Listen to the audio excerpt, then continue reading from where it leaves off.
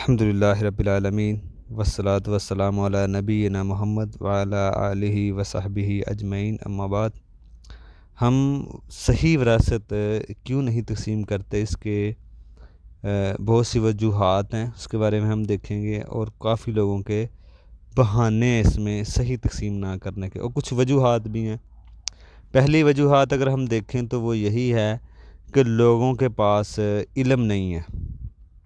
جب ہم صحیح تقسیم اکثر سمجھ لیں 100 میں 90 سے بھی زیادہ پرسنٹیج ہے کہ لوگ صحیح تقسیم نہیں کرتے۔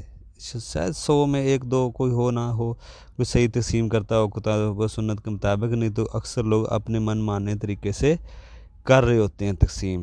تو یہی ایک مسئلہ ہم آج دیکھیں گے، بہت ساری وجوہات دیکھیں گے، جس میں پہلی آج یہ ہے کہ لوگ اس کا علم نہیں رکھتے، اور ہم اس کے اوپر بات بھی نہیں کرتے۔ ہمارے جو علماء خطیب لوگ ہیں وہ اس کے اوپر بات کریں تاکہ لوگوں کے پاس علم ہو۔ جب لوگوں کے پاس علم ہوگا تو پھر ہی وہ اس پہ عمل کریں گے۔ جب ایک چیز کا علم ہی نہیں ہے تو پھر ظاہری بات ہے ہر کوئی اپنے من مانے طریقے سے ہی دیکھو دیکھی کرے گا۔ تو یہ بھی ایک وجہ ہے کہ لوگوں کی جو جہالت ہے اس کی وجہ سے لوگ نہیں کر رہے۔ اور اس کا علاج کیا ہے؟ جہالت کا علاج تو صرف علم ہی ہوتا ہے۔ جہالت کا علاج علم ہی ہوتا ہے۔ علم ہوگا تو پھر ہم صحیح اس کو تقسیم کریں گے۔ تو اس لیے سبھی کو علم جاننا چاہیے، سننا چاہیے، جہاں پہ بھی یہاں پہ اس کی بات ہو رہی ہو وہاں پہ ہمیں یہ دیکھنا چاہیے، کیونکہ یہ فرض ہے۔ جو تقسیم آپ پہ کرنا صحیح ضروری ہوتی ہے، جس چیز کی کتاب و سنت کے مطابق، اس کا علم جاننا بھی ضروری ہوتی ہے۔ جیسے نماز فرض ہے آپ کے اوپر، تو طریقہ بھی سیکھنا فرض ہے۔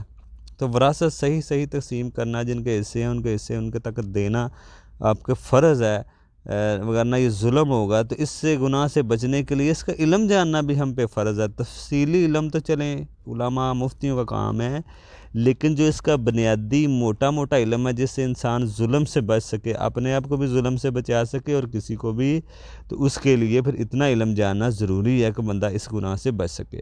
تو یہ بھی ایک وجہ ہے جو ہم صحیح حق لوگوں کو نہیں دیتے وراثت کے معاملے میں، ٹائم پہ تقسیم نہیں کرتے، بہت زیادہ تاخیر کرتے ہیں، من مانے طریقے سے کرتے ہیں، ظلمن کرتے ہیں، بڑوں کے طریقے سے کرتے ہیں، اور اس طرح جو بھی خرابیاں ہیں، اس کی وجہ لا علمی ہے، جہالت ہے۔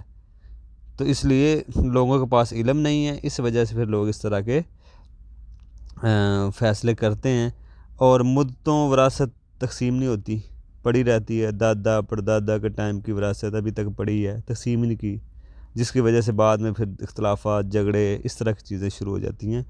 تو اس لیے علم حاصل کریں، اور وراثت مدتوں تک جو پڑی رہتی ہے یہ طریقہ ٹھیک نہیں ہے۔ انسان کے مرتے ہی وراثت کو تقسیم ہونا چاہیے۔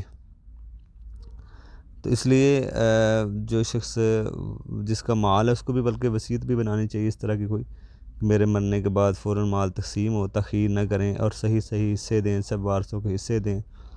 اس طرح کی وصیتیں بھی ہمیں کرنی چاہیے۔ بعض مرنے والے وصیت نہیں کر رہے ہوتے، سارا ان کو منظر کا پتہ ہوتا ہے، ہمارے بعد یہ کیا کچھ ہونا ہے، ان کو سارے معاملات کا پتہ ہوتا ہے، پھر بھی وہ خاموشی سے جا رہے ہوتے ہیں۔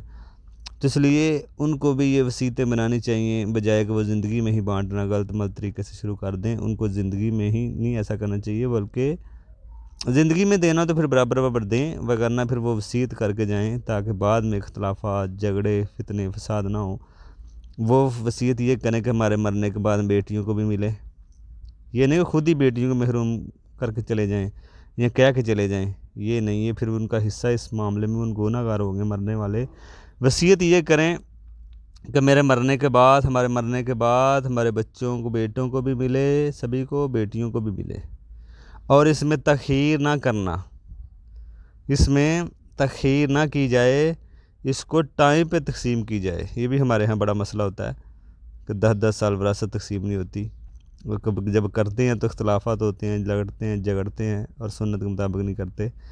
تو یہ سارے مسائل ہو رہے ہیں، اس وجہ سے مرنے والے کو بھی اپنا کردار ادا کرنا چاہیے، کہہ کے جانا چاہیے، تاکہ کسی کا کوئی حق نہ مار سکے۔ انشاءاللہ آگے بھی ہم اس کے بارے میں دیکھیں گے۔